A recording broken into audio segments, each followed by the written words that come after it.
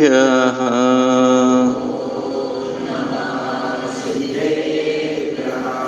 ॐ नमः सिद्धेभ्यः।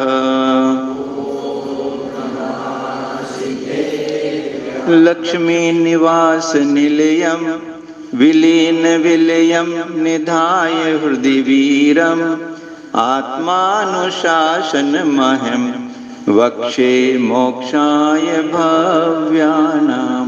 पंच परमेष्टि भगवान की, 2400 तीर्थंकर भगवान की, देवादिदेव 1008 श्री आदिनाथ भगवान की, परम पूजाचार्य श्री शांति सागर जी महाराज की, परम पूजाचार्य श्री विमल सागर जी महाराज की, परम पूजाचार्य श्री सन्मति सागर जी महाराज की, परम पूजाचार्य गुरुदेव सुंदर सागर जी महाराज की, गुरुदेव समंत भद्र स्वामी की। नमस्ते। भव्यात्माओं, आत्मानुशासन ग्रंथ है आचार्य गुरुभद्र देव स्वामी द्वारा विरचित। इसमें साधु के विषय में बताया जा रहा है कि पूर्व जन्म के, पूर्व भवों के पुण्य के उदय से ये मनुष्य पर्याय मिली और उसमें संयम लेने के भाव बने। ऐसे उत्कृष्ट सर्वोत्कृष्ट पर्याय को पाकर भी यदि कोई जीव तपस्या करना छोड़ देता है तो वो सबसे निकृष्ट माना गया है। इसी को बता रहे हैं। अब सूत्र नंबर, ये श्लोक नंबर चलेगा 159, 159।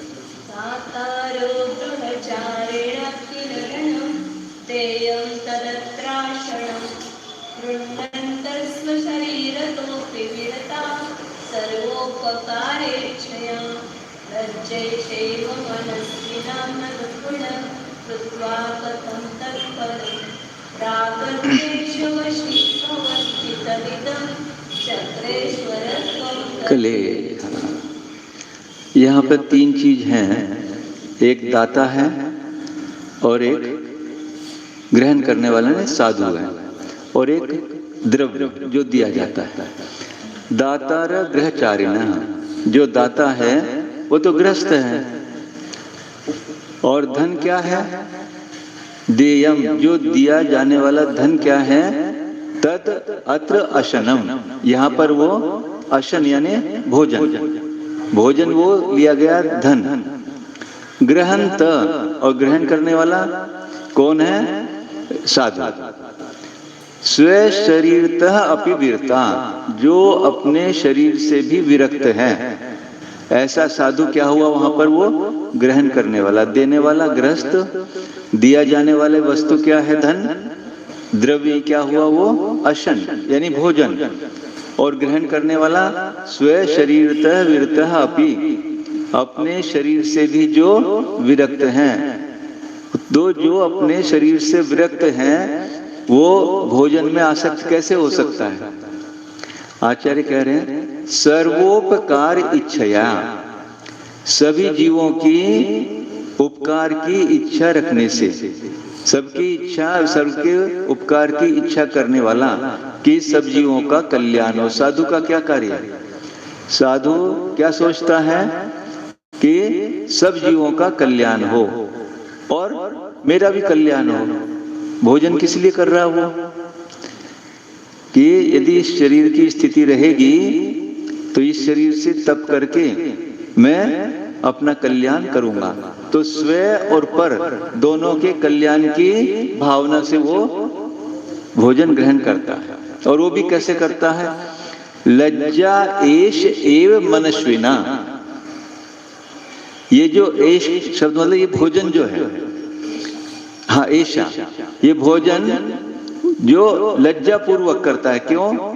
आज मुझे फिर इस पुद्गल के लिए जाना पड़ेगा, इन श्रावकों के सामने फिर आज हाथ फैलाने पड़ेंगे। कभी आप विचार करते हो जब हम भोजन के लिए, आहार के लिए उठते हैं, क्यों जाना पड़ रहा है? अभी 2 घंटे लग जाएंगे, इससे अच्छा बैठ के तो साधना करते हैं। पर नहीं, इसकी स्थिति के लिए इसको कुछ ना कुछ देना है, और वो भी अपने हाथ में नहीं है। मेरी ड्यूटी क्या है कि मुझे जाना है, कितना देना है, क्या देना है, इसमें भी मेरा विकल्प नहीं, क्योंकि जो दिया जा रहा है वो भी पुद्गल है और जो ग्रहण कर रहा है वो भी पुद्गल है। कितना देना है, क्या देना है, इसमें कुछ भी विकल्प नहीं रहता। तो आचार्य कहते वह भी लज्जा ही, मनुष्यों ने तपस्वी लोग क्या करते हैं कि आहार को ग्रहण करने में भी लज्जा ही मानते हैं कि एक जैसे शर्म आ रही है मांगने में, क्यों आज पुनः मुझे ये मांगना पड़ेगा, इसके लिए। पुनः कृत्वा कथम तत्फलम राग द्वेष वशी भवंती। अभी क्या होता है, यदि कोई साधु उस दाता में या भोजन में राग द्वेष करते हैं। स्वप्नांजलि ने बहुत अच्छे से आज हमें आहार करा दिया, बहुत अच्छा आहार कराया। ये काकी गई थी, इसे मालूम नहीं कैसे देना चाहिए, ये भी नहीं देखा इसमें क्या है क्या नहीं है। आचार्य क्या करें, दाता में यदि राग या द्वेष हो रहा है या भोजन में भी, उसके यहाँ गए थे तो बहुत अच्छा भोजन मिला, इसके यहाँ गए तो कुछ भी नहीं बनाया था इसने, ऐसे यदि राग और द्वेष होता है तद इदम, यानी ये जो फल मिल रहा है भोजन करने के बाद जो फल मिला राग द्वेष रूप, तो वो क्या कह रहे हैं आचार्य, तद इदम, तो वो जो राग द्वेष रूप परिणाम है वह चक्रेश्वरत्वम कले, इस कली काल का ही प्रभाव है। इस कली काल में उसका ही आधिपत्य है, राग द्वेष का ही। वास्तव में मुनि कभी भी किसी के द्वारा या किसी में, देने वाले में भी और दिए हुए द्रव्य में भी, भोजन में भी कभी राग द्वेष नहीं करते। पर यदि कुछ राग द्वेष हो रहा है मुनि को या दाता को, अब मुनि आ जाए 4 महीने तक झेलना पड़ेगा, इनको चौके लगाने पड़ेंगे। या और आज आया था स्वे और पर में, माता जी ने उसका खुलासा किया था। अरे अब तो छोड़ो, अब तो हमने साधुओं को भी बांट दिया। ये शंका आएगा तो मैं चौका लगाऊंगा, ये शंका आएगा तो नहीं लगाऊंगा। ये पर्टिकुलर मुनिराज आएंगे तो मेरे घर में आहार होगा, नहीं तो। कितनी विडंबना चल रही है। यानी साधु के आने पर भी जो साधु हमारे कर्मों की निर्जरा का कारण हो सकता था, हमारे कर्म बंध का कारण हो रहा है। देखो बहुत विडंबना चल रही है। तो आचार्य कहते हैं यदि ये विडंबना साधु के मन में है या श्रावक के मन में है, साधु तो क्या सोचता था, भरत चक्रवर्ती का सुना आपने, एक आध बार मैंने उदाहरण में दिया है। भरत चक्रवर्ती रोज मुनिराजों को आहार देने के बाद ही स्वयं आहार करता है। रोज अपने महल पर आकर समय पे वो प्रतीक्षा करता था पड़गहन करने के लिए, कोई मुनिराज आ जाए, द्वारापेक्षण। एक दिन खड़ा था वो, सब सामान लिए हुए, मंत्री भी बगल में खड़ा हुआ था। टाइम निकलता जा रहा है, कोई मुनि नहीं आया। अंदर चल रहा था ये 6 खंड का राज्य, 9 नदी, 14 रत्न, इतना अपार साम्राज्य, इतना सब धन वैभव, सब इसको धिक्कार हो, उसके अंदर चल रहा। क्यों कि आज क्या मैं मुनि को आहार नहीं दे पाऊंगा। इस सब कुछ होने के बाद भी क्या इसका कुछ अंश मुनि की तपस्या में साधक नहीं होगा। आंखों में आंसू आ रहे थे। चक्रवर्ती की आंखों में आंसू मजाक है बात। 6 खंड के अधिपति, बगल में मंत्री खड़ा हुआ था, आंखों में आंसू देखे, एकदम वो तो भयभीत हो गया। क्या हो गया? चक्रवर्ती की आंखों, कोई बहुत बड़ी घटना घटित हो गई क्या? पूछा, राजन क्या बात हुई, क्या हुआ ऐसा जो आज चक्रवर्ती की आंखों में आंसू? क्या राज्य में किसी ने आपकी आज्ञा का उल्लंघन कर दिया क्या? नहीं। चक्रवर्ती ने कहा, भरत ने, नहीं मंत्री, ऐसा नहीं है। आज मैं चिंतन कर रहा हूं, ये सब राज वैभव धिक्कार हो इसको, इसका एक अंश भी क्या मुनि के साधना में साधन नहीं बनेगा क्या? आज के मुनिराजों को मैं आहार नहीं दे पाऊंगा। देखो उत्कृष्टता। तभी 2 रिद्धिधारी चारण रिद्धिधारी मुनि आकाश मार्ग से आते हुए दिखाई दे गए। कितनी प्रसन्नता उसके हृदय में हुई और अश्रुधारा और लंबी हो गई। पहले दुख था, अब प्रसन्नता थी। कहने का तात्पर्य क्या है कि श्रावक पहले कैसे होते थे? सुबह से चौका शुद्ध भोजन घर घर में बनता था, घर घर के अंदर। जैनियों के तो यहाँ कम से कम कोई मुनि नहीं है, गांव में मुनि नहीं है, क्योंकि मुनि तो जंगलों में रहते थे। सबके यहाँ शुद्ध भोजन। शायद कोई मुनि मेरे यहाँ आज आहार के लिए आ जाए, शुद्ध भोजन। और द्वारापेक्षण भी करते थे। एक कथा सुनी होगी आपने। एक माँ रसोई बनाई, बनाते बनाते पानी कम पड़ गया, पानी लेने के लिए कुएं पे गई। उसका छोटा बच्चा था, उसे तो पता नहीं था कुछ। वो घर पे छोड़ गई बाहर दरवाजे, यही खड़ा रहना, यदि कोई महाराज जी आ जाएं तो उन्हें रोक लेना, मैं अभी आ रही हूं पानी लेकर। भक्ति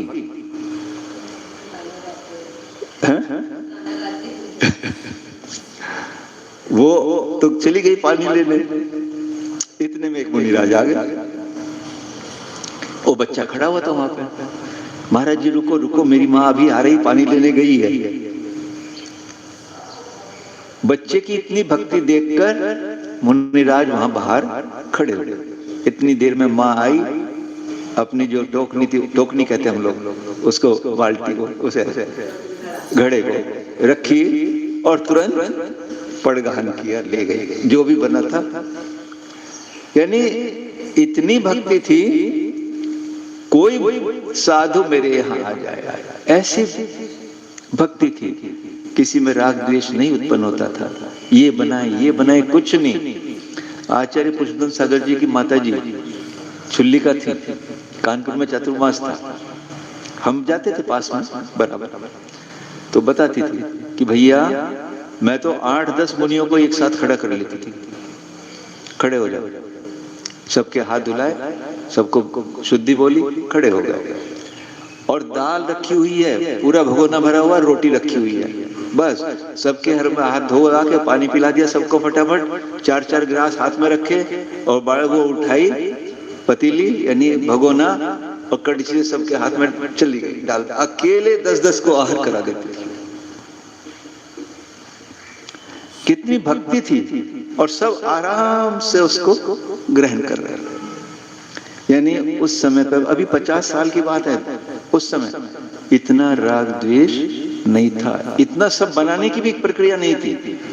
आज जो ये आडंबर बन रहा है, वास्तव में अपने मन की बात बताऊं, साधु का पेट नहीं भरता।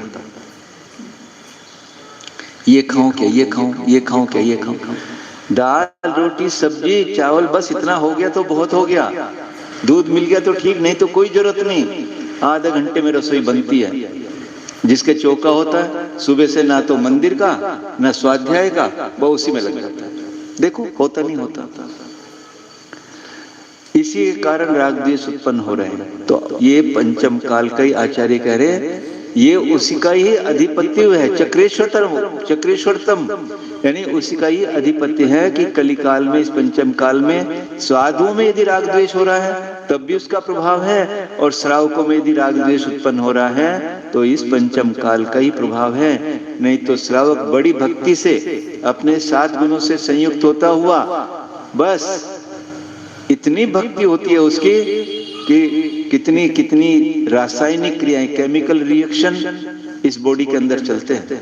जब आप पड़गाहन करते हो अपने घर पे तो कर्मों की निर्जरा अलग तरह की होती है। जब दूसरे के चौके में जब आहार देते हो तब कर्मों की निर्जरा दूसरे, देखो अपने परिणामों को, होता ही नहीं होता। अपने घर में सुबह से लगे, आज शायद मेरे घर में कोई मुनिराज आएंगे, परिणामों की कितनी विशुद्धि होती है। और 9:30 बजे जाके 16 बजे जाके खड़े हो गए, तब अपने परिणाम, दोनों में कितना अंतर होगा।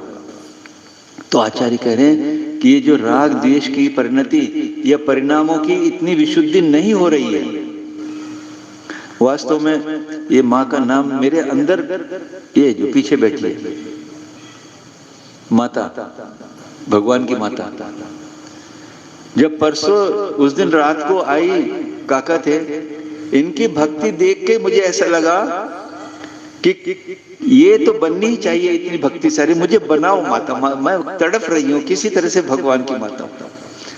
ये होती है विशुद्धि, विशुद्धि का जो लेवल था। और देखना जिस समय वास्तव में भगवान को जन्म देगी, कैसे क्या इनके परिणाम, ये तो स्त्री पर्याय का छेदन कर लेगी इसी भाव में, ऐसा लगता है समय। और बहुत भक्ति है इसके अंदर, यानी ऐसी भक्ति हमारे अंदर उमड़नी चाहिए। आचार्य कहते यदि नहीं उमड़ रही है, राग द्वेष हो रहा है, तो इस पंचम काल का ही वो प्रभाव है।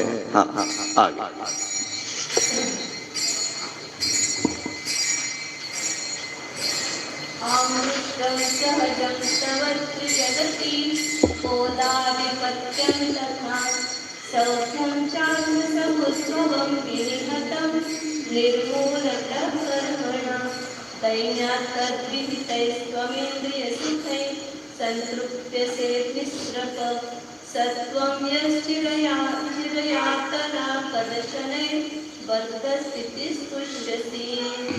बहुत सुंदर है।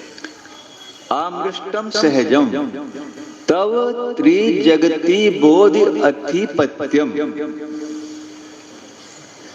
तव यानी तेरा, त्रिजगति बोध, तीनों जगत को जानने वाला वो ज्ञान। कौन सा? केवल ज्ञान। तेरे अंदर जो केवल ज्ञान रूप शक्ति है, उस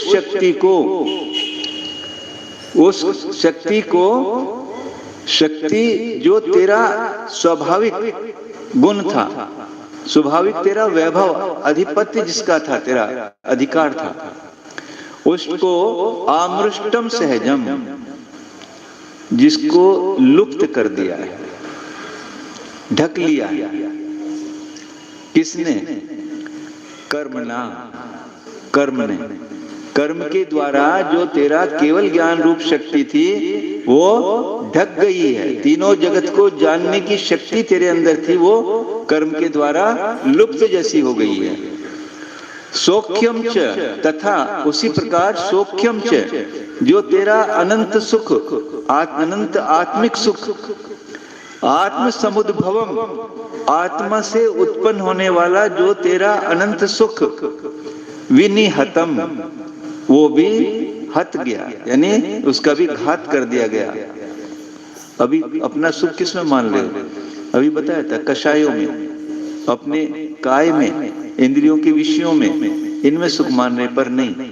जो तेरा अनंत सुख, आत्मिक, आत्मा से उत्पन्न होने वाला जो सुख था, वह भी विनिहतम, विशेष रूप से उसका भी घात कर दिया गया। निर्मूलतः,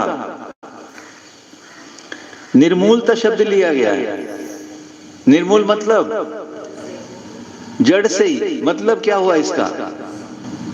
शब्द तो लिया, पर इसका भाव क्या निकला कि इस उत्कृष्ट मनुष्य पर्याय को पाकर भी तुझे एक समय मात्र भी तुझे आत्मिक सुख आ रहा है क्या? इस भाव में तो आता है, इस भाव में आत्मा का सुख तुझे आ रहा क्या? एक समय मात्र भी नहीं आ रहा, तो इसका मतलब निर्मूल, यानी तुझे तेरे आत्म सुख का जड़ से ही विनाश कर दिया गया है। किसने? कर्मणा अधिपत्यम, कर्म ने अपना अधिकार जमा कर। फिर क्या हुआ? दैन्यात तद विहितैहि त्वम इंद्रिय सुखी संतृप्य से निस्त्रपः। एक सन्यासी के लिए कह रहे हैं कि दूसरी लाइन पढ़ो, से त्वम, वह तो, यह चिर यातना कद, जो तू चिरकाल से तपस्वी बनके तपस्या कर रहा था, अशन ही, अशन के द्वारा, यानी कदशन, नीरस भोजन करके, तपस्या करके, तपस्या कर रहा था ना, उसके द्वारा तो बद्ध स्थिति ही, यानी उसके द्वारा ही बराबर अपने जीवन में स्थिर करके, जैसा भी मिल जाता था वैसे ही भोजन करके तू स्थित रहता था। उसको उससे दैन्यात यानी दीनता पूर्वक तद विहितेश इंद्रिय सुखे, और इंद्रिय सुख में अब तू संतृप्य से निस्तृप लज्जा होकर, लज्जावान होकर, निर्लज्ज होकर तो अब इंद्रिय सुख में सुख मान रहा है। यानी भोजन में, अच्छे अच्छे भोजन में जो तेरे इंद्रियों को संतृप्त कर रहे हैं, मुझे ऐसा चाहिए वैसा चाहिए, उनसे जो तृप्त हो रहा है, क्या तेरे लिए ये दैन्यता नहीं है? दीनता पूर्वक कर रहा है ये सब। यानी एक सन्यासी होकर तूने जो ऐसा वैसा, जैसा भी, कैसा भोजन भी मिला, नमक था नहीं था, कैसा भी मिला, रूखा सूखा, उसको खाकर भी तूने चिरकाल तक तू उसमें स्थिर रहा।